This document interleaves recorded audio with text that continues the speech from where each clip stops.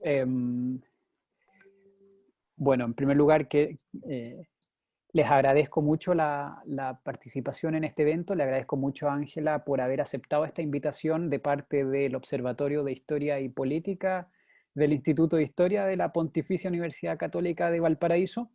Antes de presentar a Ángela y darle propiamente ya el espacio para que pueda desarrollar su presentación, quisiera darle la palabra a Ricardo Iglesias, quien es director del instituto, para que nos pueda dar la bienvenida. Ricardo. Gracias, Raúl. Bueno, bien, saludo a todas y a todos por estar en este encuentro que ya se nos está haciendo de la forma, ¿no? En el fondo, habitual de estar encontrándonos en las pantallas. Espero con mucho entusiasmo que esto acabe pronto. En segundo lugar, agradecerle a Ángela que haya aceptado la invitación de participar en esta instancia, en una iniciativa que estamos desarrollando hace muy poco, que es este Observatorio de Historia y Política, que es una iniciativa del Instituto de Historia para abordar desde el mundo académico los temas del país. No solo los temas de la cual el Instituto de Historia cree que puede decir cosas sobre historia, evidentemente, y la política, pero también de todos los temas que están rodeando a la situación chilena o mundial, pero desde la perspectiva académica. Para eso tenemos este observatorio que tiene instancias de investigación, también tiene una instancia de un programa de televisión que lo tenemos con el canal de nuestra universidad, que una vez cada 15 días, cada 20 días, hay entrevistas a personas del mundo académico que se pronuncian sobre situaciones pasadas o presentes. Y también tenemos una participación en medios escritos, donde también académicos y académicas de nuestra universidad generan columnas, escriben columnas a propósito de temas de la coyuntura o un poco más allá del tiempo presente que nos toca vivir.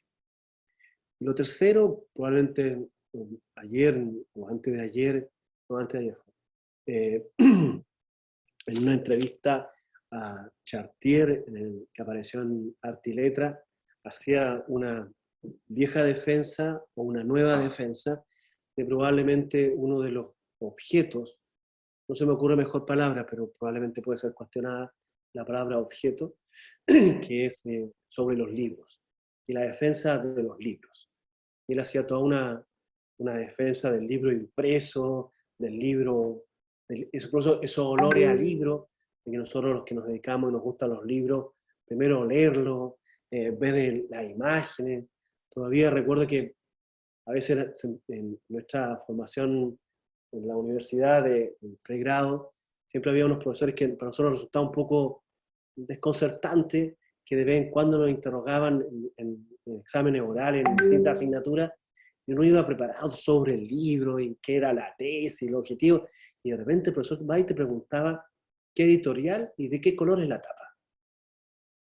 Y como nosotros ya habíamos adquirido la mala costumbre de la fotocopia, para todos los libros eran blanco y negro. O sea, y con suerte alguna vez, alguna tapa, pero no fotocopiábamos la tapa, porque la tapa era más cara, entonces, vida universitaria, por supuesto. Entonces, nos gusta, nos entusiasma, y vamos a seguir haciendo, y estamos desarrollando hace un tiempo una política no solo de difusión de libros, como siempre se hace en el mundo académico, sino también estamos poniendo bastante esfuerzo y recursos. La verdad que para los libros hoy día es poco importante los recursos, porque si con buena idea es lo más importante, porque no necesariamente los recursos aseguran buenos libros, aunque puede ser una falacia o un error despreciar libros, pero puede haber que libros sean más cuestionables su valor.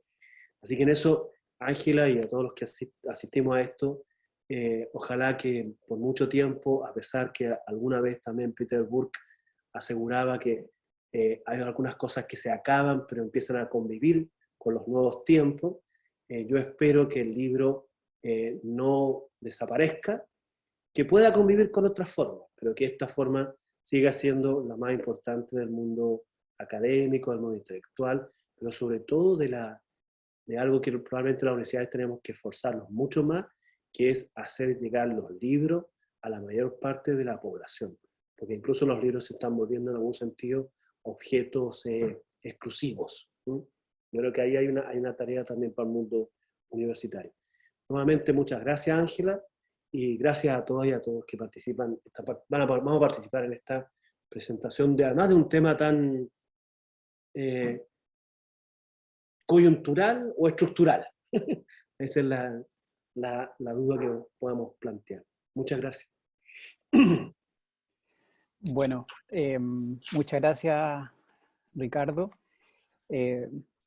La dinámica del evento, primero va a presentar Ángela, luego vamos a tener un espacio de preguntas para que se pueda generar una conversación. Ángela Vergara es historiadora y profesora de la Universidad Estatal de California. Es autora de múltiples publicaciones en revistas especializadas, libros, ha editado varios libros también, y hoy día tenemos la oportunidad de que nos presente su reciente libro, es decir, su libro que fue publicado recién en abril de este año, Fighting Unemployment in 20th Century Chile, o Luchando contra el desempleo en el Chile del siglo XX, un libro de mucho interés que esperamos que también pueda ser traducido al español para que se masifique y se pueda también distribuir en nuestro país, y además sobre un tema de mucha relevancia en el contexto actual. Es decir, al menos en la última semana han salido nuevas cifras, por ejemplo, de la situación de nuestro país respecto al desempleo, la situación en América Latina, lo que ha generado también la pandemia, y por lo tanto resulta de especial interés poder conversar con Ángela, quien ha realizado su investigación sobre esta materia, especialmente durante el siglo XX, y por lo mismo le volvemos a agradecer su interés y su disposición para participar con nosotros en el día de hoy. Así que, Ángela, te dejo ahí con el micrófono. Bueno, buenas tardes. Muchas gracias por la invitación, especialmente a Raúl Burgos y a Ricardo Iglesias, al Observatorio de Historia y Política y al Instituto de Historia de la Universidad Católica de Valparaíso. También quiero agradecer a Claudio Llanos, que me ha invitado varias veces a presentar al instituto y que de alguna forma pude trabajar algunos de los capítulos en presentaciones anteriores ahí en el Paseo Valle. Voy a compartir una presentación para hacerlo un poco más organizado.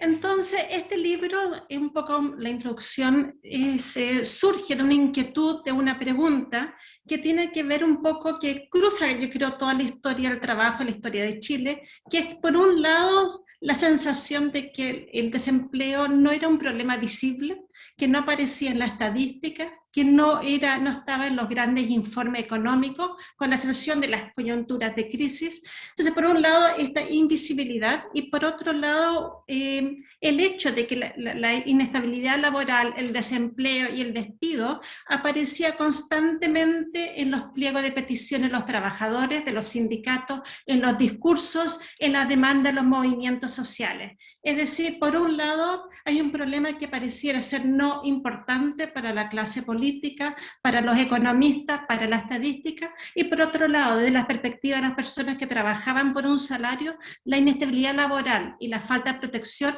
eran problemas centrales en la vida. Entonces, desde ahí surge esta idea de empezar a investigar el desempleo como un problema que sí existía, pero que no necesariamente estaba analizado por los informes o como dije, por la clase política.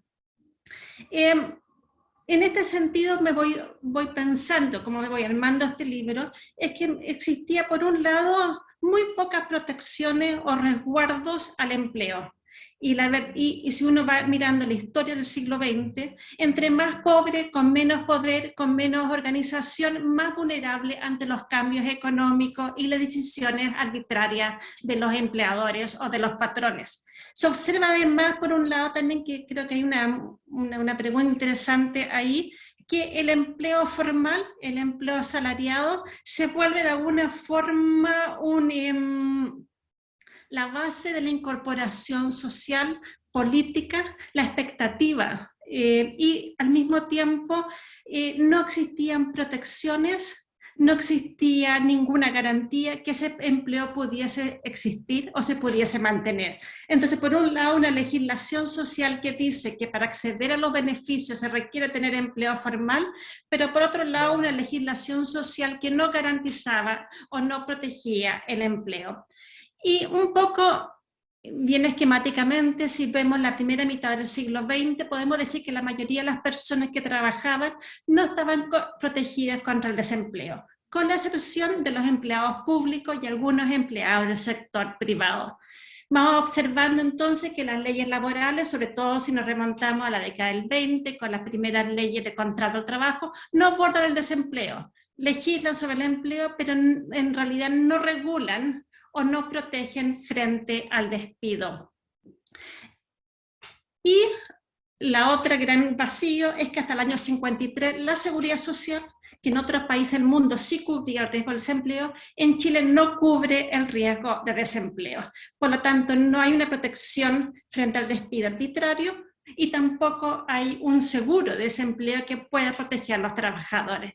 Y la falta de empleo o la precariedad laboral o la inestabilidad laboral significa entonces que el trabajador no solo queda desprotegido frente a los cambios económicos, frente a la arbitrariedad del patrón, pero también queda marginado muchas veces de forma de participación e incorporación en la sociedad. Y por último, la asistencia social, que se veía como uno de los grandes cimientos de este estado protector o bienestar que surge en la década del 30, en realidad era limitada, estigmatizaba a las personas que pedían ayuda y continuaba muchas veces en manos de instituciones religiosas o de caridad o semipúblicas. E incluso en las instituciones sociales de carácter público, muchas veces se traspasaba a la iglesia o instituciones de caridad. Y muchas veces también iba asociado a un cierto estigma moralizante de parte de estas instituciones cuando recibían a las personas que necesitaban ayuda. De ahí entonces, para mí, y ese es uno de los temas centrales del libro, es cómo explicamos estas ausencias en una legislación social que muchas veces se presentaba y se jactaba de ser la más moderna de América Latina. Entonces, si leemos a todos los abogados laboristas de la década del 20, el 30, el 40, en todas las reuniones internacionales van a decir que la legislación chilena es la más avanzada, la más protectora del continente. Pero si vemos el tema del desempleo, nos damos cuenta que hay estas ausencias. Y que en realidad la base de esta legislación, que es el trabajo formal, no está garantizado. Entonces, un poco lo que para mí, lo que yo hago en el libro es esta propuesta de cómo estudiar entonces el desempleo. Y hay tres ejes centrales que voy desarrollando a lo largo del siglo XX. Uno es plantear que es importante entender cómo el Estado, cómo los intelectuales, como los sindicatos definían, conceptualizaban y explicaban el desempleo, partiendo de la idea de que las definiciones de desempleo cambian a lo largo del tiempo, no son estáticas, sino que qué se entiende y qué no se entiende por desempleo, quién es y quién no es un cesante, va cambiando a lo largo del tiempo. Un segundo eje del libro tiene que ver con estudiar cómo los expertos, lo que la historiografía ha llamado los profesionales del bienestar, es decir, los médicos, los abogados, los asistentes sociales, los funcionarios de la dirección del trabajo, cómo van aplicando estas definiciones, que son abstractas, pero ellos las traen a un nivel concreto. Y cómo en el proceso de aplicar las definiciones van también resolviendo o comprendiendo los problemas de una realidad muy compleja y diversa. Entonces, creo que también es importante, hizo un parte del planteamiento del libro, que no solamente es necesario entender la política social o entender la ley, pero también es importante entender cómo esa ley se va aplicando, se va interpretando y se va adaptando a una realidad compleja y diversa. Y en tercer lugar está el punto de que el mundo popular, los trabajadores, organizaciones, los movimientos sociales van respondiendo a estos vacíos legales y de protección, se van adaptando, van aprendiendo un lenguaje y también van articulando demandas para cambio social. Entonces lo que quiero hacer en esta presentación es un poco ir en estos tres ejes, un poco en forma esquemática, pero dando de alguna forma una idea general de qué se trata este libro. En cuanto a las definiciones, una de las tesis del libro, y creo que uno de los aportes, tiene que ver con entender estas definiciones tanto en un marco nacional, pero también global. Y entender muchas veces cómo los juristas chilenos, como el Estado, fueron negociando, fueron aprendiendo, fueron adaptando las influencias que venían también de un escenario global, sobre todo que provenían de la Organización Internacional del Trabajo. Y por eso yo planteo que existe un marco transnacional para comprender los problemas del trabajo, que surge de una nueva conciencia sobre la importancia del trabajo y que surge sobre todo al interior de la Organización Internacional del Trabajo, a comienzos de la década del 10. Y estas ideas circulan en América Latina, circulan en Chile, pero al mismo tiempo, y creo que eso es importante, sobre todo cuando hablamos de historia transnacional, los actores locales no adaptan o no traen estas ideas intactas, sino que las van adaptando, las van traduciendo, las van reinterpretando desde el marco local. La historiografía ha planteado que nada que viene del mundo transnacional, del mundo global, llegó en forma intacta al mundo local, sino que hubo un proceso de aprendizaje y de traducción. Entonces, ¿qué fue este marco transnacional que llegó a Chile en la década del 20 y sobre todo en la década del 30? Una primera idea que surge, un consenso internacional, tenía que ver que toda política de desempleo se basaba en una forma moderna de contar a los desempleados. Para responder al problema del empleo había que saber contar y había que desarrollar entonces un sistema moderno de estadística.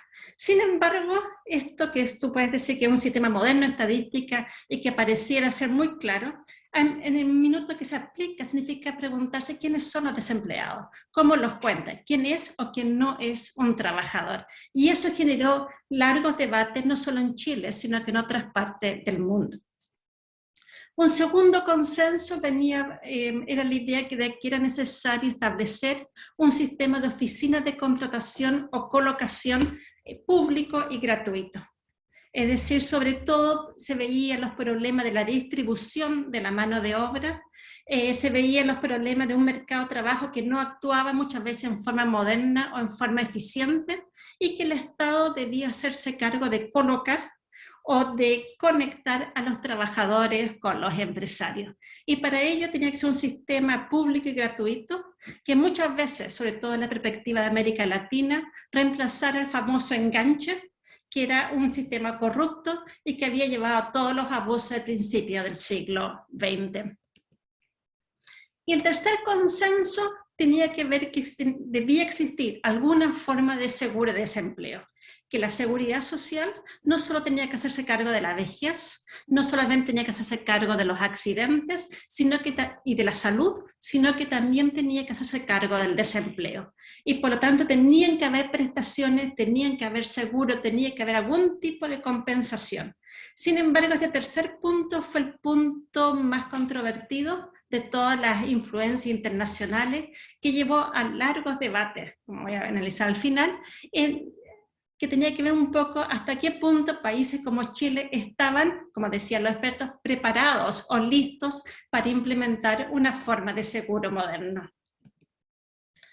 Todas estas recomendaciones, y bueno, no voy a estar en el texto, pero para el marco general, van a estar establecidas en el convenio número 2 de la Organización Internacional del Trabajo, que fue aprobado el año 19. Y si hay gente interesada en esto, todos estos convenios de la OIT se pueden acceder en línea, y están en la base de datos de la OIT, y hay un montón de fuentes si hay gente o estudiante interesado en trabajar esos temas. Estas recomendaciones además se van delineando cada vez más en los contextos de crisis, primero durante la Primera Guerra Mundial y después durante la Gran Depresión, es decir, no son recomendaciones que vienen desligadas de los procesos históricos, sino que se producen en contextos muy específicos, la crisis de la Primera Guerra Mundial y después la crisis de los años 30, y eso crea de alguna forma estos consensos que tienen que ver también con el nuevo rol del Estado en la economía, la idea de regular la economía y por lo tanto también regular las relaciones de trabajo y el mercado de trabajo. Sin embargo, y eso yo creo que es uno de los puntos que quiero enfatizar, esta influencia internacional, que tú puedes decir un consenso de un sistema moderno de regulación, es traducido por los expertos locales, es según ellos adaptado a lo que ellos veían como la realidad chilena. Y esta traducción está influida muchas veces por las concepciones de clase, cómo veían a los trabajadores, por las ideas de raza y por las ideas de género. Es decir, no se aplica a lo moderno instantáneamente, sino que estos expertos van negociando lo que ellos veían como la realidad de los trabajadores chilenos. Y esta realidad para ellos significaba, por un lado, que existía dentro de la élite y también dentro de este grupo de los expertos, una profunda desconfianza de la gente sin trabajo de la década del 30 y continúa en la década del 40, un temor a la migración y a los desplazamientos de la gente sin control, un temor también a que el cesante se va a radicalizar y que existía siempre un riesgo de las personas sin trabajo. Y también algo que venía desde la época de la cuestión social, una sensación de que las personas sin trabajo se iban a desmoralizar y perder los hábitos sociales. Por lo tanto, la protección para ello era muy compleja, porque había que de alguna forma garantizar que estas personas que perdían el trabajo no se radicalizasen, no empezasen a migrar y no perdieran sus hábitos de trabajo y las ideas de familia, etc. Un segundo punto que creo que es importante destacar, sobre todo para un país como Chile, fue que las definiciones de trabajador y por lo tanto las definiciones de cesantía fueron excluyentes. Entonces el minuto de contar a quién se contaba también excluye a gran parte de la población que trabajaba pero no trabajaba formalmente. Esta definición excluyente de trabajo y trabajador en la década del 20 y la década del 30 veía el trabajo como urbano en general, veía el trabajo fundamentalmente como moral, como formal, perdón, veía el trabajo también como mestizo y veía al trabajador como un hombre. Y por lo tanto, todas las otras experiencias, todos los otros tipos de trabajo eran excluidos de la definición. Y al ser excluidos de la definición, también eran excluidos de la posibilidad de estar cesantes. No eran cesantes porque no eran trabajadores. Entonces es importante también, sobre todo cuando volvemos a pensar sobre la estadística, de cómo se contaba, también no se contaba toda la gente que trabajaba, porque no todo se consideraba trabajo formal. Y en tercer lugar, la traducción local está siempre influida por un cierto, lo que se puede denominar como la sensación de un mito de la frontera y las posibilidades de expandir la economía nacional. Y eso es una idea que continúa muy presente en la década del 30 con la idea que se podía colonizar de alguna forma estos territorios vacíos que veían en el sur. En la década del 40, la década del 50 con el sueño industrializador, la idea de poder expandir los mercados, siempre hay una sensación de que las economías chilenas, al igual que otras economías latinoamericanas, eran economías de frontera y que podían estar expandiéndose. Por lo tanto, las recomendaciones que se daban para los países industrializados eran recomendaciones distintas, que no se aplicaban al caso chileno, donde existía este futuro, que siempre podía ser más de lo que había. Y creo que eso también va muchas veces limitando los beneficios en muchas de las discusiones públicas, en las cuales los expertos dirán, bueno, no necesitamos tener un seguro de desempleo, lo que necesitamos es mandar a la gente a trabajar a otras regiones. Tenemos que mover la mano de obra, tenemos que desplazarlo. Y eso va influyendo también en cómo se entienden los beneficios y cómo se entiende el desempleo. Entonces, para la década del 30, se establece en Chile un sistema que llamaría un sistema híbrido. Por un lado, un sistema de ayuda moderno, con oficina de colocación, con una estadística, pero también un sistema que controla a los trabajadores, que busca intervenir en sus hábitos de trabajo y en la cotidianidad. Un sistema que controla y que da beneficios, pero no un sistema que empodera a los trabajadores para tomar decisiones sobre su trabajo o tener poder al momento de negociar con los patrones. Aquí hay una cita un poco que creo que ilustra un poco esta tensión de cómo se veía, que es de Alejandro Serani, que fue ministro de Trabajo el año 36, y él dice: hay toda una serie de factores que dan como resultado que las condiciones sociales y económicas sean diferentes en nuestro país, como la distribución de la población, que es pequeña en comparación con los Estados Unidos o con Europa, el nivel cultural de nuestras propias masas trabajadoras y otros factores geográficos y raciales. Es decir, al final continúa, el trabajador chileno era distinto y por lo tanto los tipos de protección tenían que adaptarse a esa realidad local.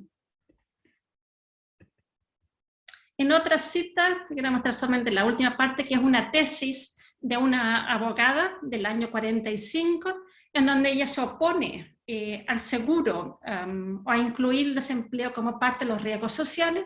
Dice, en segundo lugar, por el carácter del obrero chileno, poco amigo del ahorro y de hacer imposiciones, buscando siempre la manera de burlar la obligación y dispuesto, sin embargo, a exigir todos los beneficios. Es decir, había una idiosincrasia para ellos del trabajador chileno que lo hacían que el sistema no estaba, por lo tanto el país no estaba preparado para implementar la forma más moderna de seguro o de protección. Lo que es importante para mí al leer estas fuentes es que estas vienen muchas veces de una mirada desde la élite, o no necesariamente una élite económica, pero en este caso de una élite intelectual, de estos tecnócratas, de estos técnicos, que veían y leían los problemas del trabajo desde esta óptica. Y por lo tanto iban adaptando o iban traduciendo estas recomendaciones internacionales a la realidad local. El segundo eje del libro tiene que ver con los límites de la política pública, que tiene que ver con esta idea de cómo el Estado va actuando, cómo el Estado va tratando de implementar esta política híbrida, esta política de control, pero también de ayuda. ¿Cuáles son los límites? En primer lugar, si uno ve, sobre todo la fuente, la Dirección del Trabajo, del Ministerio del Trabajo y también de las municipalidades, de la Intendencia, es que existe una falta de financiamiento y recursos para cumplir la legislación social. Existe una ley, pero esta ley no se puede cumplir. Y no se puede cumplir porque el Estado no tenía los recursos o la disposición de llegar hasta los lugares más aislados. Se cumplía en la ciudad, en Santiago, en las grandes ciudades, pero a medida que uno se alejaba de los centros más de poder o de los centros económicos, esta legislación se iba haciendo cada vez más difícil de implementar. Se implementaba en las grandes industrias donde existían sindicatos, donde existía una relación, pero en el pequeño trabajo no se aplicaba. A la trabajadora doméstica que estaba aislada nunca llegaba la legislación social o nunca llegaba el inspector para poder realmente cumplir o hacer valer sus derechos. En segundo lugar, existía, como se denunció incluso desde la Organización Internacional del Trabajo, una infraestructura social rudimentaria y anticuada. Es decir, el aparato de colocación, de estadística, era sumamente rígido, sumamente burocrático y por lo tanto no funcionaba. Dar un ejemplo un poco rápido, existía una oficina de colocación, por ejemplo, en Santiago. Existían solo 2 o 3 en el resto del país. La oficina solo abría de lunes a viernes entre las 9 de la mañana y las 12 del día. Para poder inscribirse en la oficina había que llevar carnet de identidad, libreta de seguro social y certificado de despido. El registro solamente era válido por 90 días. Es decir, para el trabajador tenía que recorrer la ciudad de Santiago, llegar a la oficina entre las 9 y las 12, presentar todos los papeles y después volver a su hogar. En teoría, la oficina debía ofrecerle un trabajo, pero la oficina no tenía los recursos de volver a la casa del trabajador para ir a avisarle que había un trabajo. O sea, la única forma de obtener un trabajo a través de la oficina de colocación era que el trabajador cesante fuese a la oficina varias veces y viese la lista. Por lo tanto, el sistema no funcionaba. Era excesivamente burocrático, era inaccesible para la mayoría de los trabajadores cesantes. El otro límite eran los vacíos de la legislación laboral, como dije en un principio, esta legislación que no protegía sobre todo en cuanto al despido arbitrario, que dejaba grandes lagunas y grandes vacíos legales y que daba mucho poder a los empresarios para poder despedir por cualquier causa a los trabajadores. En cuarto lugar, tiene que ver un poco con un tema recurrente en la historia del trabajo, con el enorme poder de los empresarios, que tenían acceso, incluso cuando violaba la ley, tenían acceso a los abogados, tenían acceso a las cortes del trabajo, tenían una enorme influencia y por lo tanto incluso existía legislación, incluso existía protección, eran capaces de hacer caso omiso de la ley. Y eso es un aspecto fundamental para entender la realidad de la legislación social en Chile. Y aquí tengo una fuente que creo que da un poco cuenta de esta desigualdad de poder dentro de la fábrica. Y este es un testimonio de Laura, que fue trabajadora textil a lo largo de la década del 50 hasta los 70. Y este es un episodio que ella relata que pasó en la década del 60. Ella era además dirigente sindical y dice, yo estaba dedicada una concentración total en esa pelea de los despidos, peleando con un gallo con tanto poder. Él no hallaba qué hacer, más que injuriarme en un papel. Por último, me sacó con palos para afuera. Me hizo una demanda criminal que yo le había sacado a la madre. Me metió 2 días presa. No estaba nuestro abogado. Me metieron otro totalmente chueco hasta que me despidió de la fábrica. Sufrí mucho, porque justo cuando me despidieron estaba embarazada. Entonces la cuestión del pleito, del comparendo, abogado, pilla de trámite, las reuniones, no almorzaba. Y un poco esta historia cuenta que ella era dirigente sindical, continúa un poco este testimonio, ella estaba peleando contra los despidos en la industria textil que se habían aumentado en la década del 60, y eventualmente la despiden porque el empleador miente. Y la acusa, además le pone una demanda criminal, lo que la lleva fuera del juzgado de trabajo a otro tipo de justicia. No está el abogado del sindicato, le ponen un abogado chueco, eventualmente pierde el trabajo, a pesar de que tenía fuero tanto por maternidad y por ser dirigente sindical, pero el empleador logra despedirla. Y al mismo tiempo, como dice al final, todo el pleito, todo el proceso legal de poder recibir una compensación o de volver al trabajo es agotador y eventualmente ella queda fuera de la fábrica. Y eso es un poco la realidad. En este caso una trabajadora textil organizada con sindicato, pero en otros casos en los cuales no había sindicato, en los cuales no había ni abogado que las pudiese proteger, la vulnerabilidad y la falta de protección era aún mayor. Entonces, volviendo un poco al tercer eje, vimos la conceptualización, el rol del Estado, y el tercer tema, un poco que cruza el libro, tiene que ver con las respuestas que provenían desde el mundo de los trabajadores y desde el mundo sindical. Y esta respuesta, y un poco lo que yo quiero enfatizar y trato de buscar en el libro, son complejas y son diversas. No viene una respuesta unificada, sino que viene de diferentes puntos que tienen que ver con adaptarse, que tiene que ver un poco con aprender el lenguaje y aprender a navegar cómo funciona el sistema legal, cómo funcionaban los despidos, hasta las respuestas más radicalizadas y de propuesta de nueva legislación. Una respuesta que se vuelve especialmente importante en los lugares de trabajo más organizados de mayor sindicalización, como la minería o como la industria, es el uso de la negociación colectiva para mejorar las condiciones de empleo y seguridad laboral. Es decir, poder renegociar los términos de despido y los términos de la compensación a través de los contratos colectivos.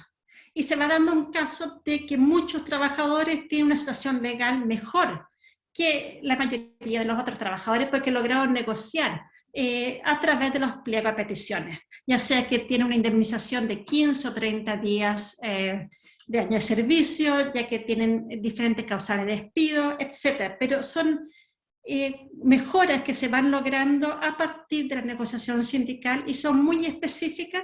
En algunos casos se van a traducir en leyes que van a solamente afectar o regular condiciones como la gran minería del cobre, pero no son extensas y no involucran o no afectan a todos los trabajadores. Otra forma de respuesta a los trabajadores, y un poco de las fuentes que yo trabajé, que tiene que ver con el uso de los tribunales del trabajo para poder contestar de alguna forma sobre todo los despidos arbitrarios. Y usando la legislación, ir a acudir al Tribunal de Trabajo para poder argumentar que fueron despedidos en forma arbitraria o que no les cancelaron la indemnización o que no se respetó el plazo. Entonces hay todo un proceso de utilizar la infraestructura que ofrecía el Estado para poder ir avanzando de alguna forma o poder ir protegiendo el empleo. Estas herramientas jurídicas o estos espacios de negociación eran complejos, no eran accesibles a todos los trabajadores y muchas veces no lograban tener un impacto real, ya que venían los pleitos, venían y otras formas de contención. Por último, hay también una movilización social, sobre todo en tiempos de crisis, para visibilizar la cesantía o para que afectara a determinados sectores. Entonces los trabajadores del metal, por ejemplo, los metalúrgicos se movilizan en la década del 40, los trabajadores del textil se movilizan en la década del 60, cuando hay algún tipo de cesantía que afecta a un cierto sector. También hay una forma que yo desarrollé un poco, que es el aprendizaje de cómo funciona el Estado y cómo funcionan los servicios sociales. Y hay una cosa muy interesante, sobre todo en el diálogo con los asistentes sociales o con la asistencia social en general, de poder ir utilizando el lenguaje que el Estado quiere escuchar. Entonces las mujeres van y dicen, fuimos abandonadas por mi marido, estoy sola, tengo 3, 4 hijos y mi marido es alcohólico, por lo tanto necesito ayuda. Pero ir utilizando también exactamente las palabras y los conceptos que el Estado quiere escuchar y por lo tanto ellos pueden recibir la ayuda que necesitan. Y por último hay esta forma, un movimiento sobre todo que surge a partir de la década del 50 y que culmina en el año 66 con una gran reforma legal que es promover o perfeccionar el Código del Trabajo, y ya sea a través de ampliar los derechos, sobre todo de lo que va a ser la Ley de Estabilidad Laboral del año 66, y mejorar sobre todo la cobertura del servicio social, es decir, de ir a través de las grandes confederaciones sindicales, a través de la participación de los partidos políticos, ir transformando la legislación social. Y es un proceso largo que en alguna forma culmina con la gran victoria de la Ley de Estabilidad Laboral del año 66. Bueno, ya no sé cómo voy de tiempo y creo que pero para cerrar un poco y dejar tiempo para preguntas, quiero enfatizar 3 puntos. A lo largo del siglo XX Chile construyó una definición de cesantía que incluía tanto estos aspectos modernos, un lenguaje técnico que provenía de la Organización Internacional del Trabajo, que provenía también de otras influencias y lecturas internacionales, pero también esta definición incorpora las visiones, los temores, las ansiedades tradicionales de la élite local, de esta élite económica, pero también de una élite intelectual que provenía de la cuestión social. Esta definición entonces está mediada por estos temores, también por las ideas de género y de familia, la visión del trabajador como hombre y jefe de familia, por las distinciones de clase o de estatus, muchas veces sobre todo la distinción entre obrero y empleado, y también por la distinción entre lo urbano y lo rural. Es decir, es una definición que es híbrida en esta forma, que se convierte en una definición chilena de cesantía.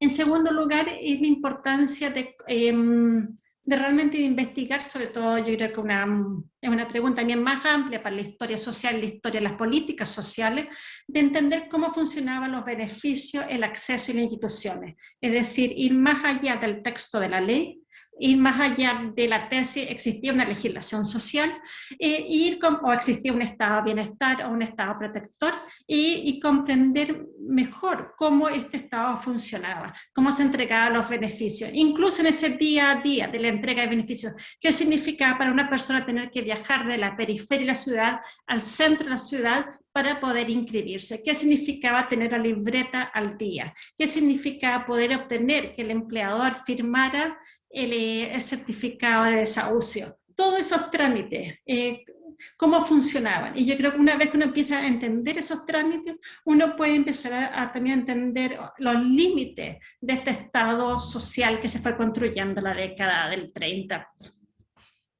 Y el último punto tiene que ver, un poco el argumento central, es decir, que no existía realmente una protección legal y real frente al despido, y que la cesantía, no solamente, y aquí un poco quizás definir mejor, yo no hablo solamente de la cesantía, de la gran cesantía de las grandes crisis económicas, bueno, una parte importante del libro es eso, pero también de una cesantía de que tiene que ver con un despido, una cotidianidad, con una falta de empleo que podrá un mes, 2 meses, una semana, pero que crea inestabilidad.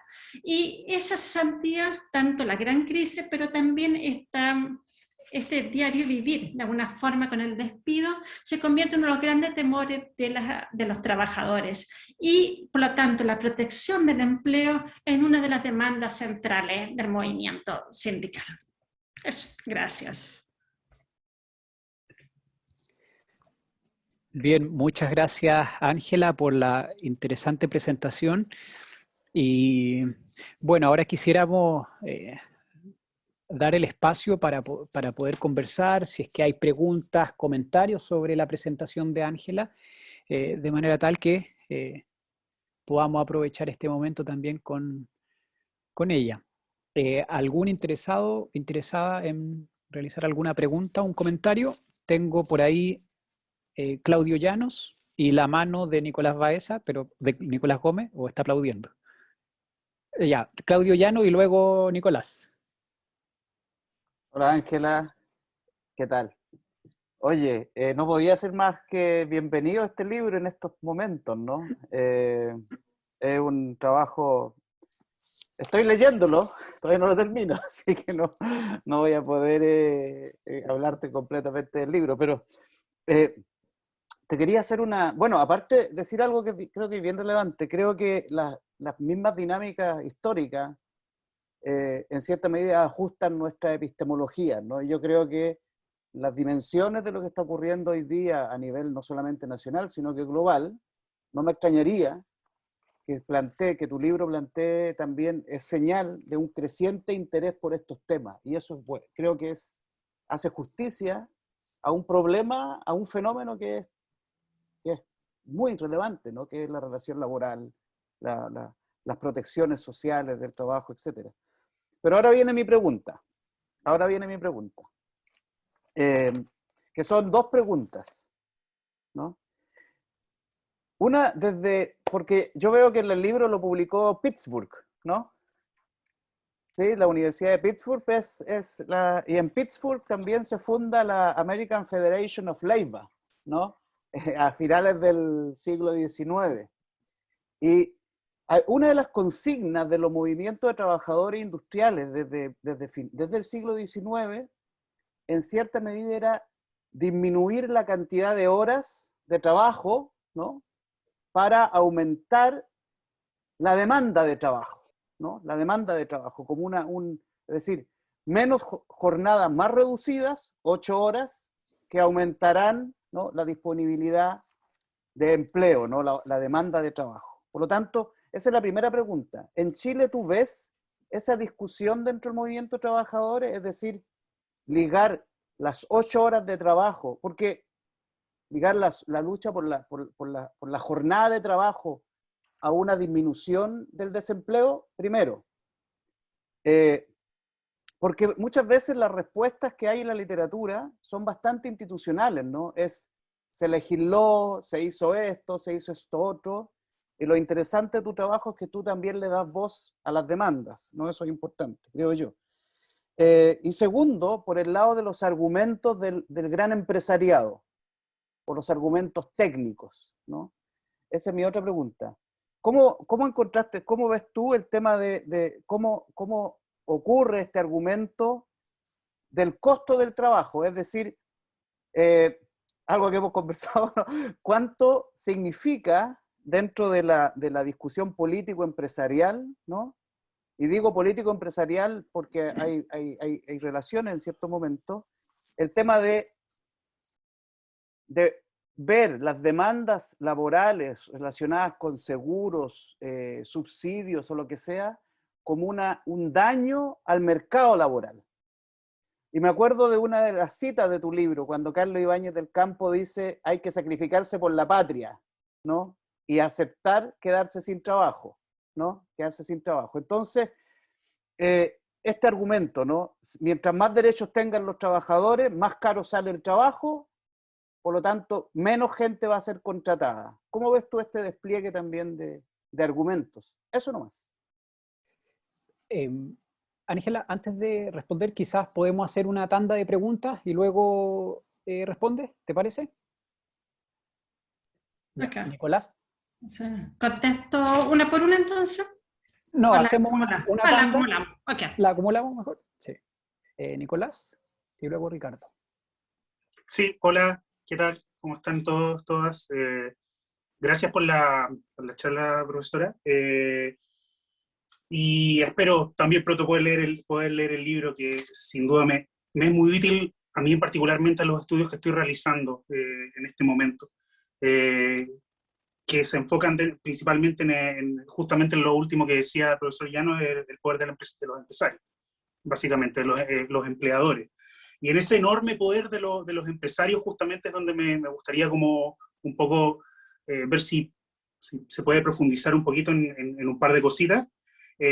Primero, esta definición de la cesantía que se abarca en Chile y que se empieza a desarrollar en Chile, si es que los empresarios o los empleadores en sí mismos tienen una definición similar a la que fue desarrollando el Ministerio del Trabajo u otras entidades estatales en Chile, o era distinta, o simplemente traían otras tradiciones a propósito de la transmisión de saberes a nivel transnacional. Dentro de eso mismo también, si es que los empleadores, los empresarios tuvieron alguna recepción, o cómo fue, si es que la hubo, esa recepción de las ideas de la OIT, especialmente las primeras de la década de 1910. No sé si es posible poder rastrear eso de una u otra manera. Sí, eso principalmente. Me llamó la atención la cita de la tesis del 45 sobre el por qué no hay que darle más beneficios a los trabajadores. Me suena muy familiar a cosas que todavía se dicen por parte de las élites. Me acordé del presidente de la Sociedad Nacional de Agricultura diciendo que no había que dar más beneficios porque la gente no iba a ir a trabajar en contexto de pandemia. Terrible que todavía se sigan diciendo ese tipo de cosas. Eso, muchas gracias. Gracias, Nicolás. Ricardo, y luego ahí voy a hacer una y pasamos a las respuestas de Ángela. Ricardo. Sí, oye, gracias. Mira, voy a ser súper breve. Yo no me dedico, o sea, sé algo del siglo XX, pero no ser tan descuidado. Pero me está, a partir de algunas, sobre todo la primera parte de algunas fuentes que colocaste, me puse en el 19, que es donde yo creo me muevo. Y ahí recordaba en términos de las permanencias a lo largo del tiempo de la historia. En eso también tenemos que, a veces nos preocupamos en algunos momentos más de los cambios que ocurren y no de las permanencias. Pero, ¿por qué lo digo? Porque ya desde la década de los 50 del siglo XIX, primero en el libro de Bauer sobre la historia de la agricultura en Chile, empezando el mundo agrícola para el 19, el de Bauer, que es un historiador norteamericano que escribe sobre Chile. Y después me puse en Balmaceda, un hermano de Balmaceda, no sé si era hermano o pariente de Balmaceda, que escribe un libro que en algún sentido es bastante nefasto para la historia, porque en él sitúa toda esta imagen del mundo agrario y todas las características de los trabajadores, del campesino, que no es novedad en la segunda mitad del XIX, porque como una tendencia vieja, permanente, de las características poco, bueno, esa categoría si bien decimonónica, poco industriosa de la población chilena. Entonces, y además, después lo vinculo con el 1910, la crisis del centenario, donde salen los típicos tres autores, Palacio, Pinochet y el propio Encina, acerca de las características que tendrían los chilenos, ahí eran chilenos básicamente, para no prosperar. Y ahí los argumentos en ese libro, que yo siempre cuento la anécdota, que la primera vez que me encontré con ese libro, yo pensé que era un libro sobre caballos, que es el libro de Nicolás Palacio, titulado La raza chilena, que era el título. Entonces, muy joven yo, no sé, da lo mismo, pensé que era un libro sobre caballos. Después me entendí al leerlo que era un libro sobre la decadencia, o cuáles serían las razones de la decadencia en torno al centenario, y una de esas tenía que ver con las cuestiones de orden racial, o étnicas, que ahí también se mezclan los conceptos. Entonces, en ese sentido, primero el comentario, y estos comentarios que hacía incluso Nicolás a propósito de la intervención de la Sociedad Nacional de Agricultura, ahí siempre hubo muchos documentos en el 19 y parte del 20, después de los industriales, acerca de esa percepción racial, étnica, sobre la incapacidad de la población para hacer. Entonces, no me extraña, sino no de pedante ni de petulante, que yo lo sepa todo, así no me extraña.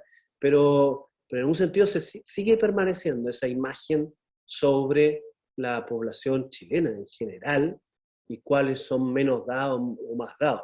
Esto sobre los inmigrantes también es permanente desde el siglo XIX, no es azaroso que se eligieron anglosajones, no se eligieron de otra, o no se repartió la tierra entre los que estaban acá, para poder establecer la colonización del sur. Entonces, ¿cómo lo ves tú? Si eso después se sigue permaneciendo, por los testimonios me da la impresión que sí, que no solo de los dueños o los que están en el poder, sino también del otro lado, que perciben esa suerte de discriminación.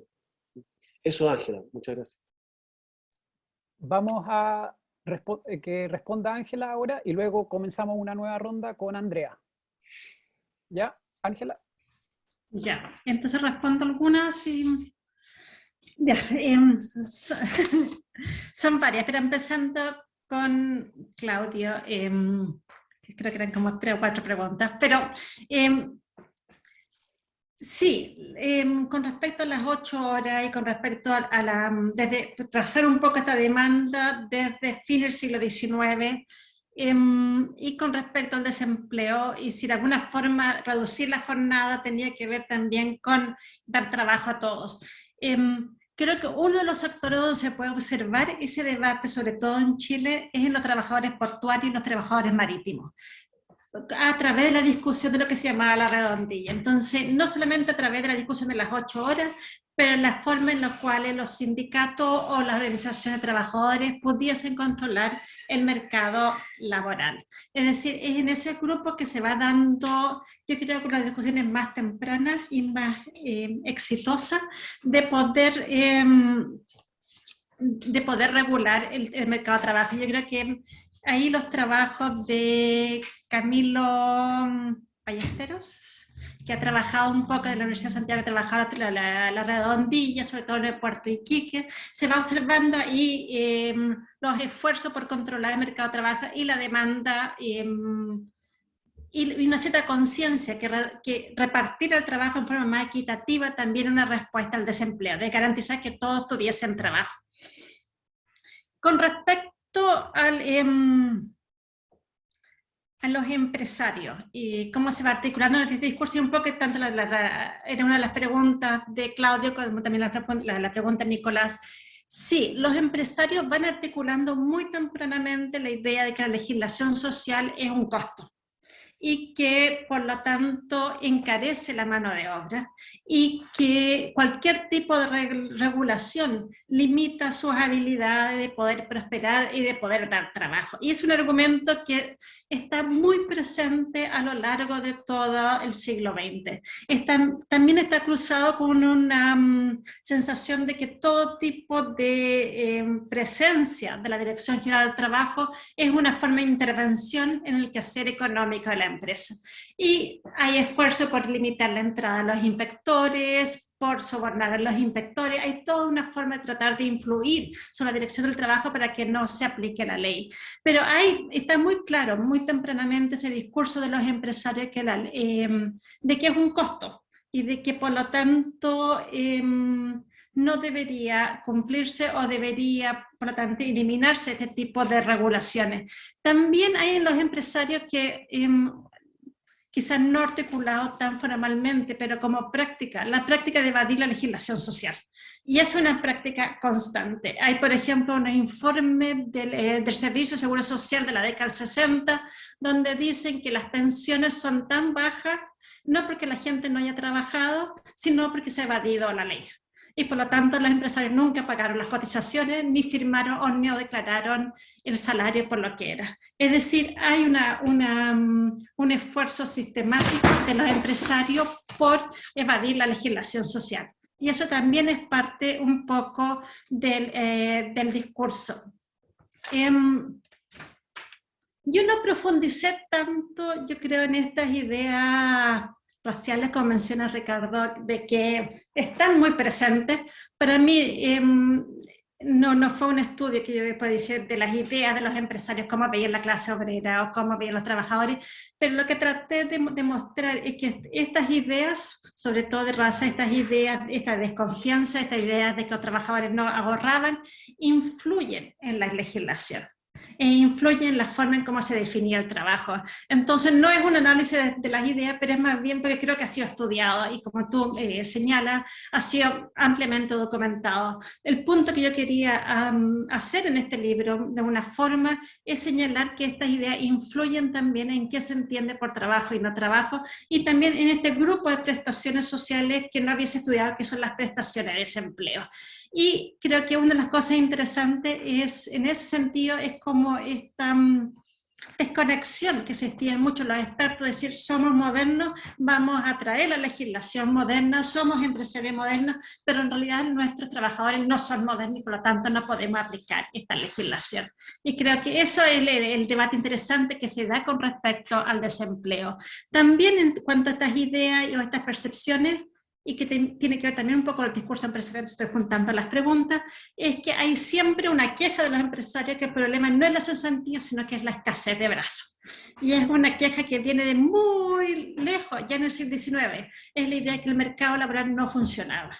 Es decir, que no eran cesantes, sino que más bien, como dirán en algún tiempo, son cesantes voluntarios, es decir, que no quieren trabajar, que no están dispuestos a migrar, y que el problema tiene que ver con un mercado laboral que no se ha desarrollado, que no se ha modernizado, y muchas veces esto fomenta la inmigración, que tenía que ver con traer trabajadores modernos, pero también con esta convicción de que existía una escasez de brazos, y que el problema era distribuir mejor la población.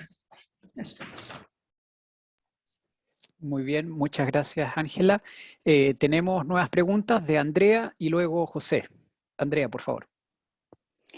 Hola, Raúl, gracias. Hola, Ángela. Muchas gracias por la exposición. Yo había estado intentando escucharte y en otras exposiciones que habías hecho y no lo había logrado, así que agradezco al observatorio que haya organizado esta instancia. Yo te quería preguntar, Ángela, que escape un poco de los ámbitos de tu investigación propiamente tal, pero si tú ves alguna relación, yo hasta el momento no he tenido el placer de tener el libro en mis manos, espero me llegue pronto, si tú pudiste apreciar alguna relación entre las tasas de desempleo y sus variaciones durante el siglo XX con los salarios ¿qué ocurre con los salarios? Si hay alguna relación que hayas podido constatar. Me ha pasado que como editora asociada a Revista Historia, este último tiempo he visto un resurgimiento de los trabajos académicos relacionados con el trabajo, pero también con el salario, en el fondo con la evolución de los salarios y además con la evolución de los precios, de las canastas mínimas, en el fondo los bienes de consumo mínimo. Entonces, esa es una primera pregunta. Y una segunda pregunta, que en parte algo contestaste, pero que me llama profundamente la atención es, durante la década del fines de los gobiernos radicales, Carlos Ibáñez del Campo y después principios de Alessandri, se hace ver una falta importante de mano de obra, sobre todo en las faenas agrícolas. Hay momentos en que tenemos incluso la necesidad de importar alimentos porque no estamos dando abasto. ¿Qué ves tú en ese periodo? ¿Cómo se explica? ¿Qué pasa con la cesantía precisamente en esos años, en ese periodo, en el fondo fines del 40 hasta más o menos el 62, 64, que es hasta donde yo lo he mapeado, puede que sea un poco más, un poco menos. Eso, muchas gracias. En todo caso ha sido maravillosa tu exposición, este tema me fascina, así que gracias. Gracias, Andreas. José, ahora, por favor. Sí. Audio. Sí, siempre me pasa a mis alumnos, ahora me pasa a mí. Bien, muchas gracias, buenas tardes con todas y todos. Solamente quería agradecer por la exposición, por organizar eso, y también a Ángela, mis felicitaciones por el libro, me da mucho gusto verlo ya, y también, igual que muchos de los que están acá, estoy esperando también que llegue para poder leerlo. Solamente quería decir eso, que me ha llamado mucho la atención la manera como has abordado el tema, y sobre todo al poner digamos, el desempleo mismo en el centro de la investigación, ¿no? O sea, digamos, cómo es posible ver nuevamente las relaciones laborales, sociales, a partir justamente del lado del desempleo, y no tratarlo como una cosa marginal, sino justamente ponerlo en el corazón de la narrativa, y sobre todo historizarlo, ver cómo se construye el concepto, ver también cómo se entiende y cuáles son las nociones en tensión de eso. Hay algunas personas que han estado mencionando la cuestión de lo que es este concepto de escasez de brazos, ¿no? Que es cierto. Y eso me lleva mucho a pensar también que tu libro no es solamente importante para el caso chileno, también en el caso peruano creo que va a ser muy útil de la parte metodológica, como lo planteas. Hay un gran debate ahora en Perú sobre, no tanto en la historia del trabajo, pero sí en el trabajo mismo, de la noción de informalidad, ¿no? De esta idea, y sobre todo de cómo cambió la noción de trabajo en los años 90 con el neoliberalismo, con Fujimori, y creo que es muy importante también para empezar, digamos, a plantearlo de una perspectiva un poco más de mediana duración, ¿no? Entonces, en ese sentido, creo que tu libro y tu investigación va a ser muy, muy motivadora para los investigadores también de otros países. Muchas gracias, José. Yo quisiera hacerle una pregunta también a Ángela, y a ver si ahí nos puede, luego de eso, continuamos con tu respuesta. Respecto a, desde el punto de vista de las respuestas digamos, de los trabajadores, o quiénes eran finalmente los sujetos a quienes se le aplicaba esta legislación, o sobre los cuales se estaba finalmente discutiendo, pues pudiste ver o revisar más bien las prácticas de solidaridad, las redes de apoyo que se van generando en ciertos contextos. O sea, lo planteo especialmente en relación al escenario más actual que estamos viviendo en el último año, con la proliferación, entre otras iniciativas, de comedores populares, por ejemplo, en comunidades o en lugares donde hay niveles de desempleo, empleo esporádico, empleo informal. ¿Cómo se ve en el periodo que tú estudiaste? ¿Cómo se ve eso? ¿Hay diferencias, similitudes? ¿Son cuestiones que están más bien ahí presentes? Si pudieses decir algo sobre eso, te lo agradecería bastante. Si no hay otra pregunta, podemos dar paso a Ángela. Bien. Okay. Ya, entonces primero con la pregunta de Andrea, con respecto a la relación entre salario y desempleo. Mira, primero una aclaración, yo no hice un estudio económico, hice un estudio social del desempleo y de cómo el Estado entendía el desempleo y de estos conceptos. Y creo que hay otra literatura que lo puede hacer mucho mejor que yo, que tiene que ver con medir y con la relación salarial y cómo sube o baja el desempleo. Lo que yo sí vi con respecto al salario, y creo que puede ser interesante, es que muchas veces el Estado buscó, en vez de combatir el desempleo, regular el salario o regular el consumo. Y eso, por ejemplo, una de las cosas que yo vi, sobre todo en la década del 30, con respecto a la Gran Depresión, es que había una gran preocupación por el salario, una gran preocupación por el poder adquisitivo de los trabajadores, que estaba también mediado por la preocupación por la alimentación o la preocupación por la salud, que tenía también, sobre todo con respecto a los empleados particulares, una preocupación por garantizar un estándar mínimo de vida. Pero yo no vi, que yo creo que es una discusión económica que es súper importante, pero ese ya era otro tema, yo no vi la relación de hasta qué punto se podía o no combatir el desempleo con subir o con bajar los salarios. Lo que sí también vi, y de alguna forma, era que algunas discusiones con respecto a los trabajos públicos, a los trabajos de emergencia que se estableció en la década del 30, donde muchos, sobre todo los dueños de fondos y los empresarios agrícolas empezaron a decir que el salario del trabajo público era más alto que el salario del trabajo agrícola, y por lo tanto muchos trabajadores agrícolas iban a abandonar los campos para trabajar en estos empleos de emergencia, y que no eran cesantes, sino que estaban escapando al trabajo agrícola. Y yo creo que se da una discusión ahí interesante, que no creo que haya escasez de mano de obra, sino que hay lugares donde hay mucho abuso y muy bajo salario, y por lo tanto el trabajador se mueve en busca de mejores oportunidades. Se da también en la década del 30 los casos de la minería del oro, donde también las condiciones de abuso eran muy extremas, y muchos trabajadores cesantes llegaban al oro, sobre todo en la zona de Concepción y en la zona de Temuco, y cuando veían las condiciones y sobre todo el salario que era tan bajo, se iban. Lo que llevó a muchos funcionarios públicos, sobre todo la Dirección del Trabajo, diciendo que los cesantes se negaban a trabajar. Pero lo que pasaba es que se negaban a trabajar en condiciones de abuso o en condiciones extremas por salarios más bajos. Entonces yo creo que la relación entre salario y... hay una relación económica entre salario y cesantía, pero también hay una cosa en cómo estos salarios tan bajos muchas veces llevan a los trabajadores a no migrar, a no desplazarse, porque no son condiciones atractivas de trabajo. Y desde el punto de la élite se veía como que no quieren trabajar. Pero cuando uno ve las condiciones se da cuenta que en realidad no quieren trabajar en el campo por las condiciones de abuso y de explotación que existían en esos lugares.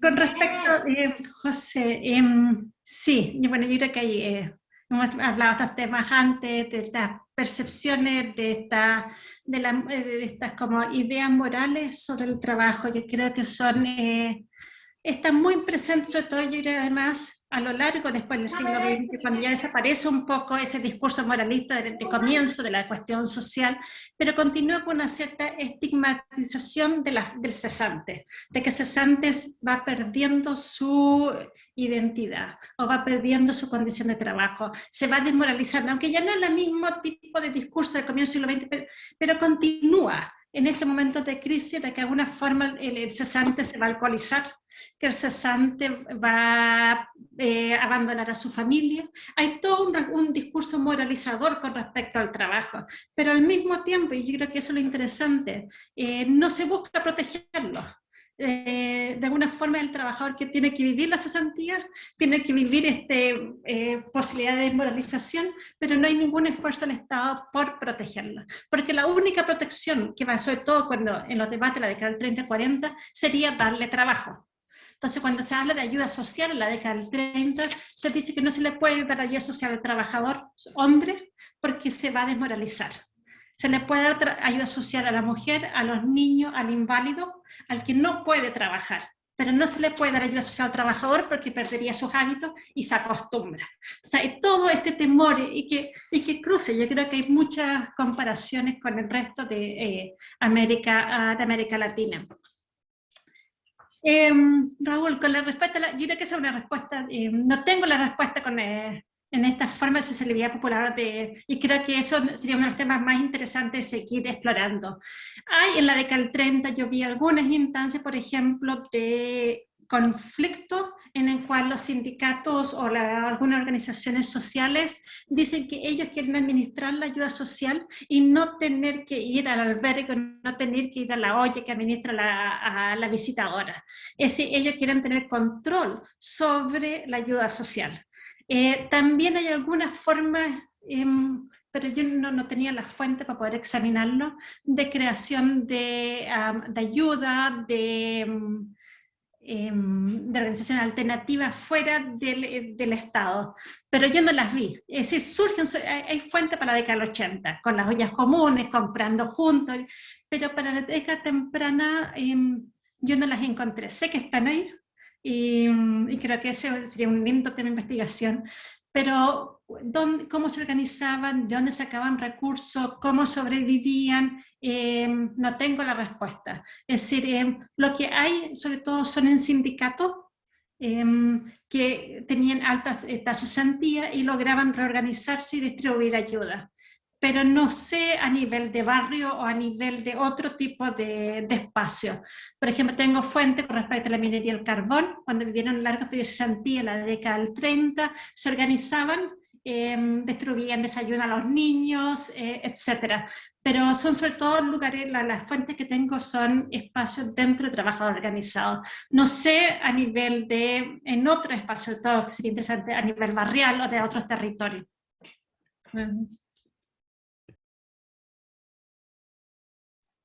Bien, muchas gracias, Ángela, por tu respuesta.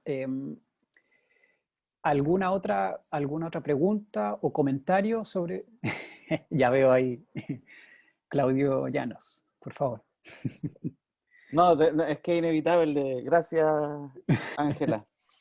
Es que es un tema muy interesante, ¿no? Entonces, mi pregunta va al tema, bueno, tú hablaste del Fox Piven en este texto sobre el New Deal en los Estados Unidos, habla del controlling the poor, ¿no? El New Deal también tenía esta política del no man in the house, ¿no? Que no se ayudaba a mujeres donde si habían hombres en la casa, ¿no? Y había hasta redadas nocturnas en ciertos barrios populares de Estados Unidos para ver si los receptores de ayuda había hombres, ¿no?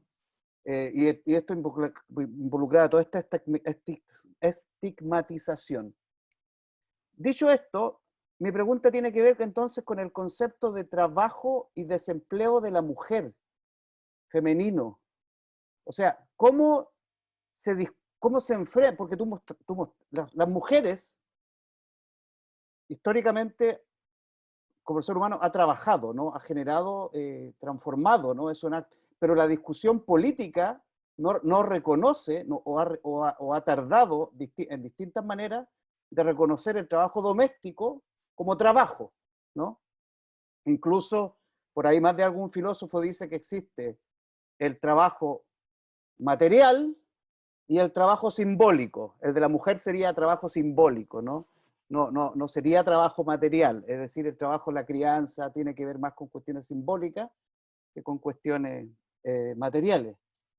Esta discusión fantástica, libro que escribieron cuando a esta idea de que Adam Smith hablaba de que la gente no actúa económicamente por otros, sino por uno.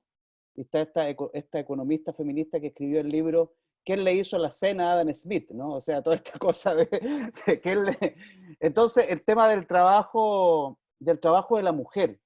¿Hay una discusión en este sentido en Chile?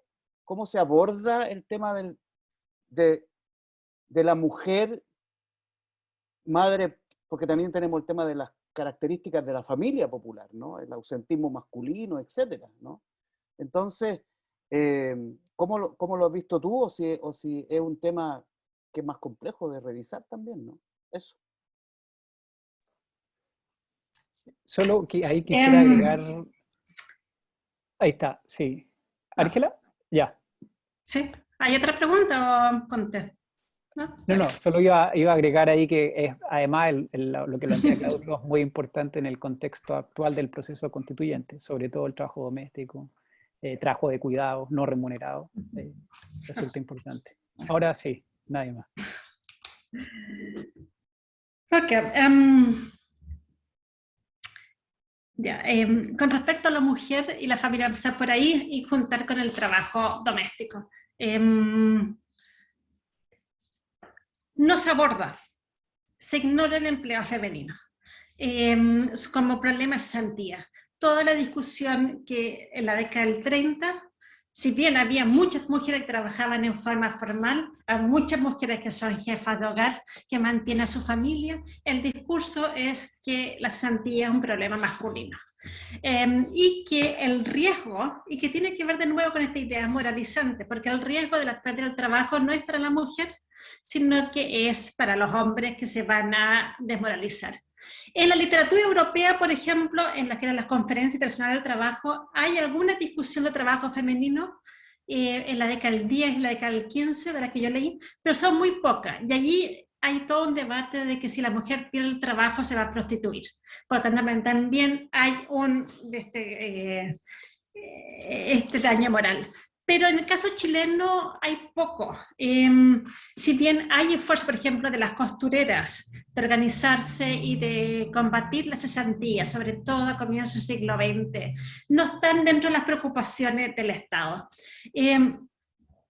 Después, por ejemplo, los trabajos públicos, cuando se establece el sistema de trabajo público, esto puede decir, influido también por la experiencia norteamericana, no hay trabajo para las mujeres de trabajo público, son todos para los hombres, son todos para los obreros. La mujer recibe ayuda, va al ropero del pobre, va a la olla del pobre, va al albergue. El hombre va al trabajo público.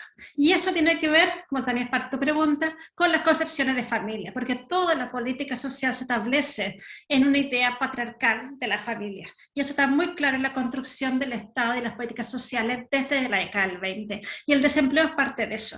Entonces no se debate, no se vuelve una preocupación, porque a la mujer hay que protegerla.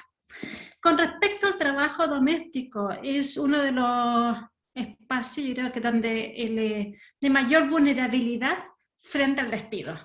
Y que la legislación no abarca hasta muy tarde en el siglo XX. Las empleadas domésticas, porque eran consideradas trabajadoras supuestamente de confianza, podían ser despedidas por cualquier razón. Solamente la pérdida de la falta de confianza podía llevar al despido sin indemnización de la trabajadora doméstica. Entonces son de los grupos más vulnerables y que enfrentan la cesantía y de mayor abuso porque no trabajan no están sindicalizadas en esa época, no tienen ningún tipo de protección y no pueden llegar a las instituciones de protección como la Dirección del Trabajo. También hay casos interesantes con respecto a las mujeres, por ejemplo, que hay uno de los casos legales que vi, que fue el despido de mujeres que trabajaban en los apencos. De alguna forma estas mujeres habían estado trabajando en el turno de noche, pero el trabajo femenino estaba prohibido en la noche. Entonces a ellas las despiden y despiden a todo un grupo de mujeres, despiden como a 15. Y ellas exigen una indemnización porque fue un despido colectivo.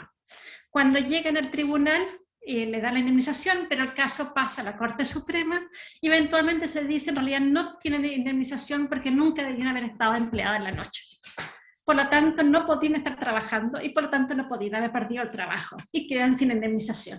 Entonces, ahí uno ve también en esta como existían ciertas protecciones, pero muchas veces eso las convertía en que no tenían otro tipo de protecciones. Creo que Natalia tiene una pregunta. Sí, Natalia Gándara. Hola. Muchas gracias. Hola a todos. Sí, tengo una pregunta. Tratando de sacar un poco del ejemplo de Chile y ver si hay un diálogo con otras legislaciones o podríamos hablar de una forma sudamericana de entender el desempleo, un poco más bien llevándolo a un terreno más regional del transnacionalismo, ¿cierto? Y otra pregunta que tiene que ver con cómo las organizaciones laborales entienden el desempleo, si adscriben a esta forma de desempleo y a este como ser moral del desempleo. Si hay una visión más amplia desde ellos como sujetos de desempleo. Eso, gracias. Gracias por esa pregunta. Sí, hay un rico diálogo regional a lo largo de América Latina. Parte del libro comienza entendiendo el rol de América Latina en la Organización Internacional del Trabajo, y dedico una sección especial al caso de Argentina, que para mí fue el país pionero en las políticas de desempleo, en reconocer el desempleo, y que de alguna forma influyó también en cómo otros países fueron entendiendo el desempleo. Entonces sí, hay una discusión que se da sobre todo después, a partir de fines de la década del 30, en la que son las reuniones regionales de la Organización Internacional del Trabajo. Y ahí hay una discusión. Y hay una discusión cuando van a México, cuando van a Perú, y comienzan a conversar de cómo se puede enfrentar el problema del desempleo. En algunos casos siempre hay países que sí somos distintos. Tenemos el problema indígena, por lo tanto somos distintos. Tenemos los legados a la esclavitud, por lo tanto somos distintos. Pero sí existe un diálogo que es muy rico, sobre todo a nivel de estas reuniones regionales, de intercambio de ideas. Con respecto a los sindicatos y cómo ven el tema del desempleo y cómo lo entienden dentro de su... Lo que ellos buscan es, sobre todo los grupos obreros más organizados, es proteger el trabajo, tanto de los despidos arbitrarios como también de las políticas de modernización muchas veces o de reestructuración de la empresa. Y esas ideas se pueden ver sobre todo en lo que es la negociación de los pliegos a peticiones. Entonces, en los gremios más organizados, ellos van a buscar consolidar estos beneficios a través de los contratos colectivos. Al ver que la legislación no los protege y al ver que ellos pueden tener mayor poder, logran tener estos beneficios garantizados por sector. Y es el caso de la gran minería, es el caso de la gran industria, de los trabajadores de algunos sectores, la construcción, etc. Entonces, para ellos es proteger el empleo, pero no hay, quizás porque es una actitud casi reactiva frente a la amenaza de la pérdida del empleo, lo ven como gremio, de proteger el empleo de su grupo. Lo que no vi y que no he encontrado han sido esfuerzos exitosos de poder tener lo que en Estados Unidos eventualmente o en alguna economía europea fue la protección del trabajador más viejo. Es decir, de alguna forma de despido arreglado que protegía a los trabajadores más viejos, que se llamó seniority en Estados Unidos. Y eso no se logró implementar porque la legislación lo prohibía. Se implementó informalmente con el tipo de compensación que era más caro despedir al trabajador más viejo, pero no porque estuviera especialmente protegido. Pero sí, los sindicatos van trabajando en establecer protecciones y eventualmente, yo creo, sobre todo en la década del 60, comienzan a articular la necesidad de reformar el Código del Trabajo, que es la gran demanda sindical. Es necesario reformar la legislación social para garantizar los derechos. Y en una... que eso no lo examiné, pero solamente lo vi muy incipientemente, hay también dentro del movimiento sindical una demanda que es necesario participar en la empresa de la única forma que puede garantizar y proteger el empleo. O sea, una petición que se radicaliza la década del 60, en la cual empiezan a plantear que es necesario que los trabajadores tengan participación en las decisiones que toma la empresa, que es la única forma realmente de proteger el trabajo. Bien, muchas gracias, Ángela. Vamos a concluir acá. Te agradecemos mucho tu presentación, tu disposición también para conversar con nosotros y compartir tu investigación. Y bueno, agradezco también a todos los presentes quienes se conectaron esta tarde. esta fría tarde aquí en nuestro país. Y desde ya los dejo invitados a que puedan revisar el sitio web del Observatorio de Historia y Política, www.observatoriohp.cl. Allí se encuentra un conjunto de columnas, entre las cuales también Ángela ha participado. Y este seminario, bueno, está siendo grabado y va a estar disponible también en el sitio web para que puedan revisarlo y compartirlo con sus estudiantes, colegas y todos los que estén interesados en este tema. Así que, bueno, muchas gracias, Ángela, nuevamente de parte del Observatorio y del Instituto de Historia de la Católica de Valparaíso, por habernos acompañado esta tarde. Muchas gracias a todos por recibirme y por todas las preguntas. Hasta luego, Sí, gracias. un minutito para una foto y terminamos, ¿ya? Así que, por favor. Es necesario. Hola Natalia, ¿cómo estás? Bien, muchas gracias, ahora sí. Así que bueno, muchas gracias, Ángela, nos Ok. vemos, que esté súper Chao, bien. Ángela. Gracias, Raúl. Gracias, Ricardo. Chao, que estén bien. Chao, chao.